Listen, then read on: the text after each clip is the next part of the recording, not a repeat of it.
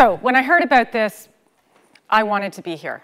And when we were talking about what should I talk about, I often do women in tech inspirational talks, talking about my background, and most importantly, talking about you and how as women you can be in this environment in tech and be successful. But then I said, you know what? I'm a technologist. And there are a lot of women who are coming here, and I want to talk tech. I'm not going to apologize for being nerdy or geeking out a little bit. So we're going to go and talk about digital platforms. And I think that it's really important that as women, we're authentic about our passions. And I've asked one of my new friends here to actually tell me timing, because I can get so geeky talking about technology that you people are all going to be like, please let me go, please let me go. But listen, let me tell you just a little bit about myself. Kerry, Joel, before I am CIO of Tangerine Bank, and thank you. And I've just recently joined the C-level after 25 years working in the industry. Prior to this role, I worked at Rogers, VP of Digital Experience. So what that means is I just ran the tech for digital.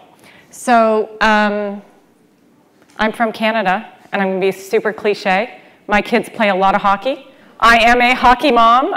When I calculated how many hours I spent last week, it was a little frightening.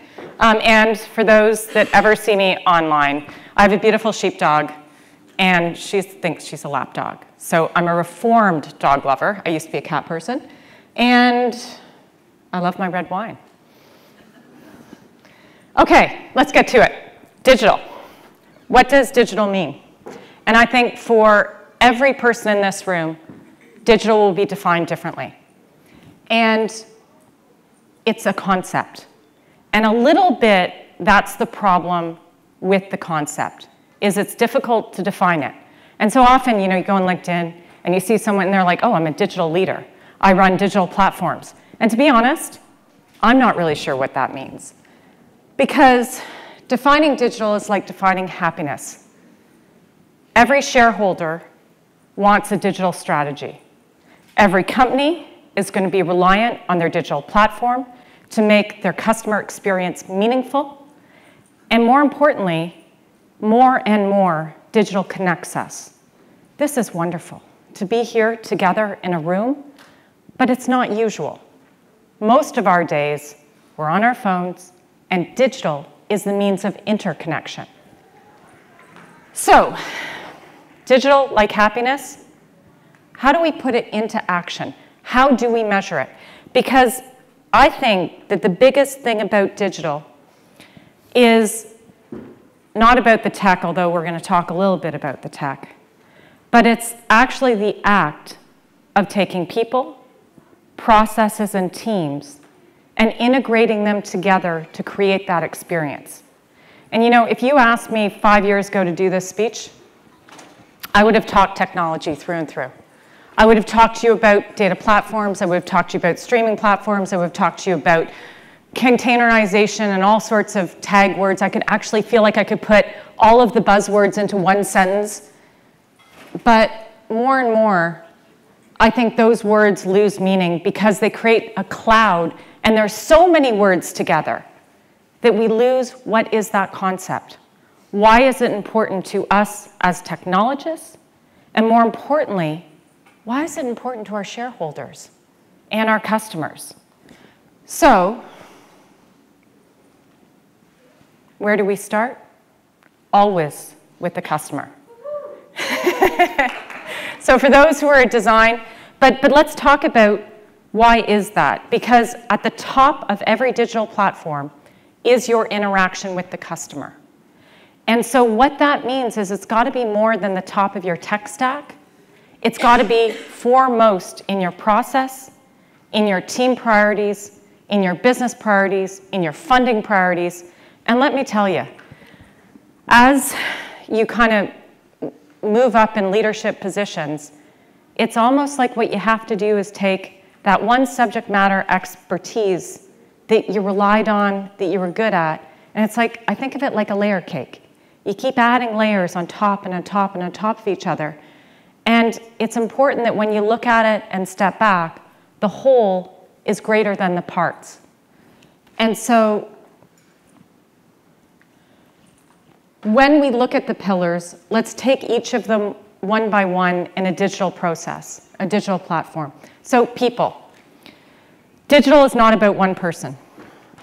I always get, at a certain point, somebody resigns, and the manager comes and says, we got to offer them whatever it takes for them to stay. And I always say the same thing. We are more than an individual contributor.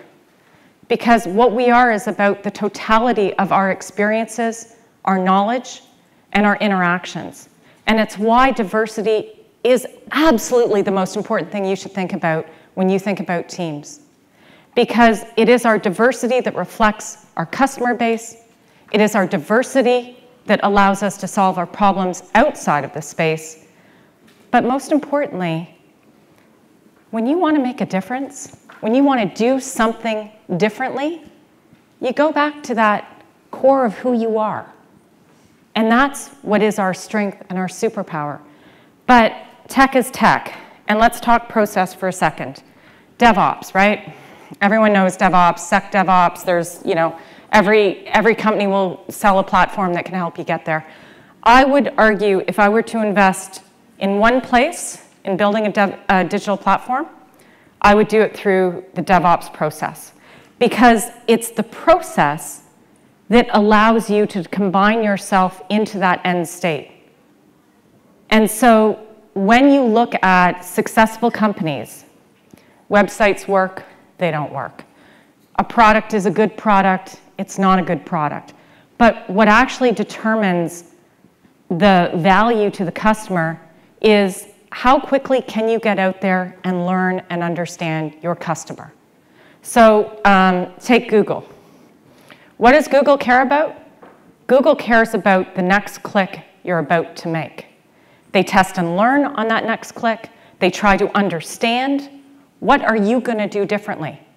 But how they do that is through the process of getting that code quickly into market, being able to get the response, right, of how well did that work, and then quickly being able to iterate on that. If it takes you a long time to build your release, if it takes you a long time to test, that automated process isn't there, so you're manually testing, you're slow to market. And what that means is going back to that center customer, which is everything, you're not responding to that customer. You're not hearing that voice which determines the success of your product. And now, technology. Don't also underestimate good tech and bad tech, because there is that. Personally, one of the things that I really look for when I'm evaluating technology is that concept of future-proofing, and it's hard to do, right? Because if you look back on Gartner for the last 5 years, they got most of it wrong. But the reason is because it's almost impossible to predict what are the trends in technology to come, but I do think there's themes around it that we can all agree to are important. So one of them, anybody here familiar with the term headless? A couple people? So headless technology is really, really important, and what headless technology talks about is I'm going to use APIs, and I'm going to ask for that service and product, and I'm able to kind of separate it out. And so what that allows you to do is if you make a mistake, and remember, we know we've made a mistake when we go to our customer and we ask our customer, right? Because you've got that layers of abstraction, it's really important that you can change. But if I have to rewrite my whole application framework, then I can't do that. So headless is something that I think is, when I look at technology and digital platforms, it's something I look for. The other is data. Enabling your data, right? Like, at the end of the day, insights, machine learning, it's getting easier, faster. Almost every product out there has a way of built-in models that you can access that make it easy. And so looking for technology that allows that data movement through your experience, really important. But going back to customer centricity, let's talk a little bit about when we look at customer centricity with a digital platform, how do you achieve that? And so what I would say is at the top of the pyramid, and it's funny, I had a discussion with someone the other day, and they're like, why do you always start at the top? I like to start at the infrastructure layer and go up. I'm like, yeah, but you start with the customer. You always start with the customer at the top. So at the top of the pyramid is always your interaction. It's your application framework, right? And the point of the application framework these days is everything as a service, right? So you have content as a service. You've got back-end for front-end, right? Which is a concept of where you can take your data and you wrap it up so that it can be put into that front-end without a lot of coding. So I think what you really want to do is with the cloud technologies, top of your stack, make it really easy to interact with. And then going down the stack, microservices, we all know that, APIs and frameworks. And I think at the bottom is your infrastructure. And at Tangerine Bank, we are partnered with Google. GCP is our cloud of choice. And I took this job because I was so committed to that cloud transformation. I think that when you take the 3 cloud providers, you've got Google, AWS, and Azure, they all have their benefits. There's lots of good reasons to use any of them. But for our customers, we don't have bricks and mortars, right? We're a digital bank. And so understanding our customer behavior to be able to give them products and services that matter, that's about data and data modeling. And GCP, I think, does have a leg up on their data play and the simplicity to which they can take that data and move it into a digital experience. And so, we're really invested, we're partnering a lot with them. I think the other element of GCP, which the others also have, is security. You got to solve for security. With the issues in the world today, there are more and more people after your customer information. And in everything you do, you need to build that into it. So I left some of this in. This is some of our mantras that we talk about with technology. I won't go into too much of it, but what I did want to do is talk a little bit about, as a technologist, when you're doing digital and you're trying to also move up in your career, it's sometimes a little hard to do both those things. Because as a technologist, you're focused on solving a problem, and you're trying to get that problem solved for the best possible way. And then personally, you're like, oh, but I'd like to do this, and I'd like to do that, and maybe I want a more senior leadership role. And I think the challenge is, in technology, you become an expert.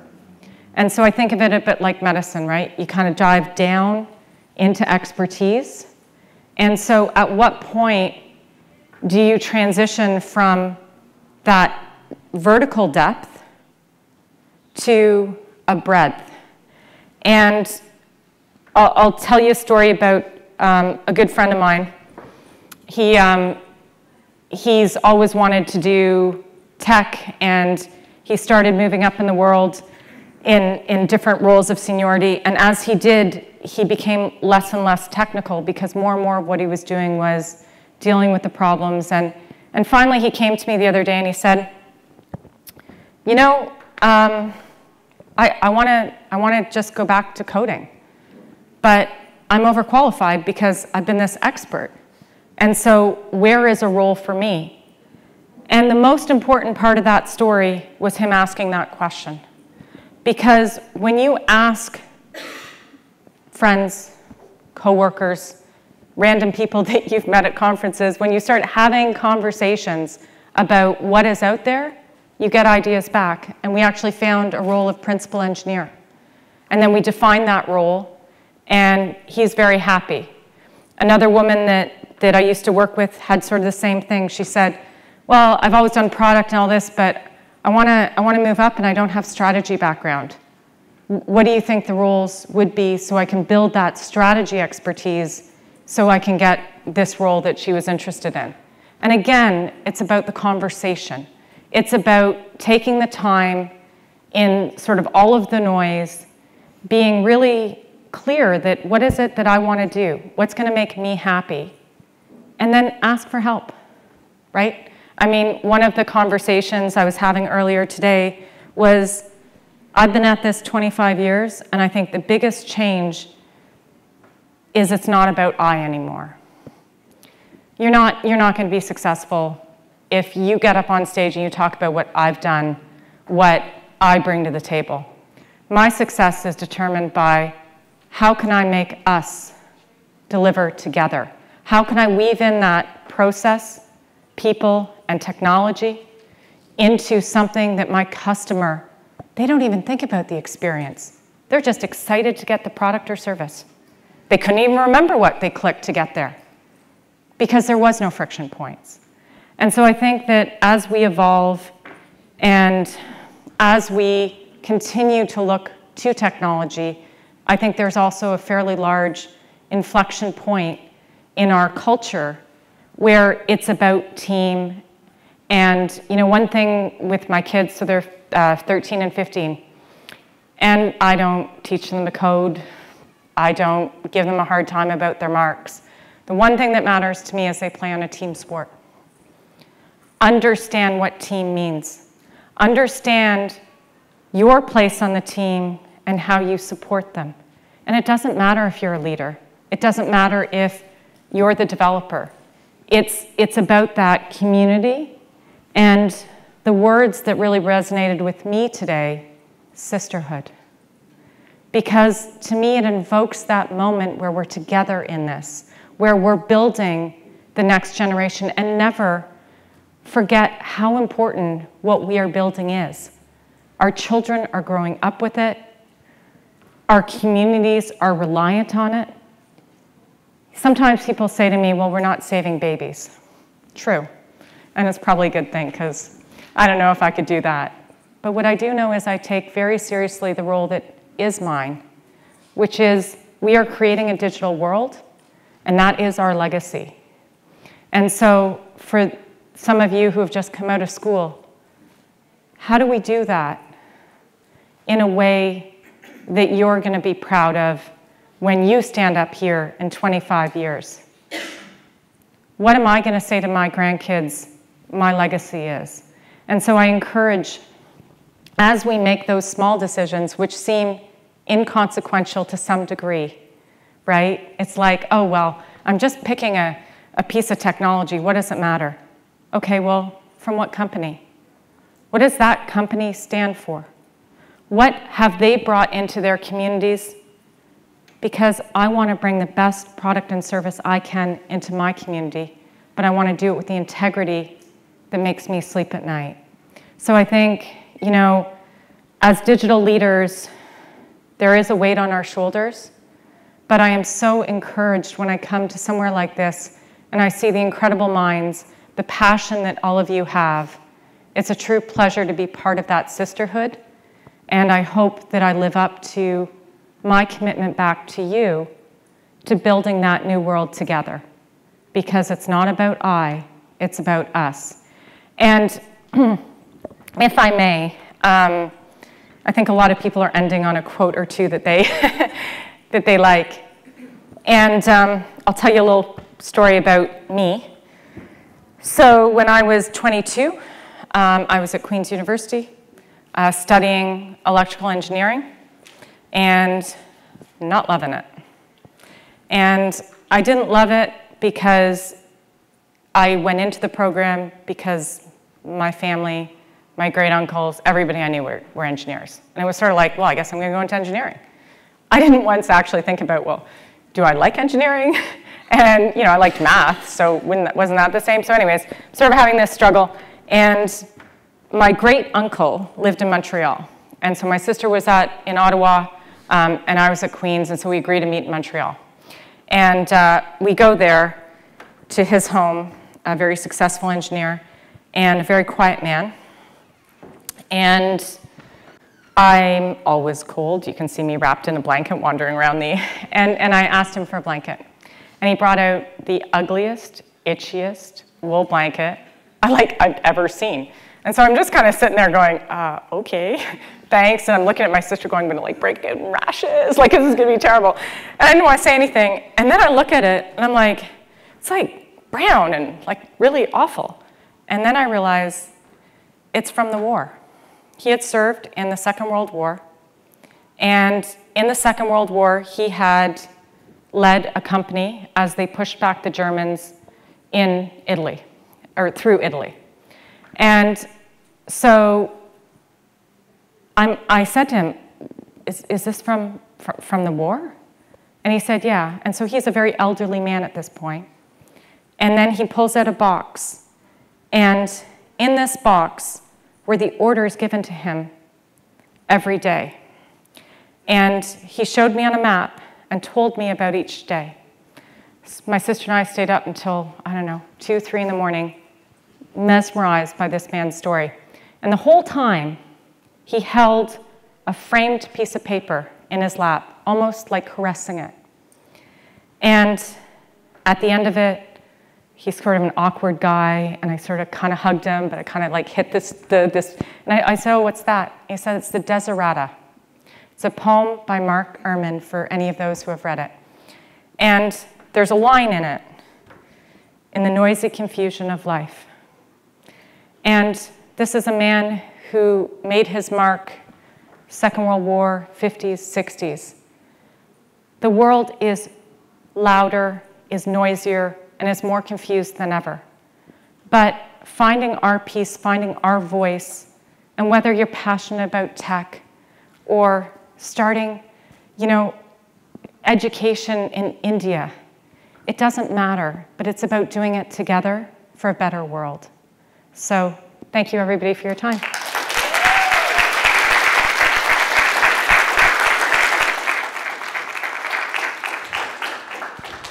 Thank you so much, Kerry.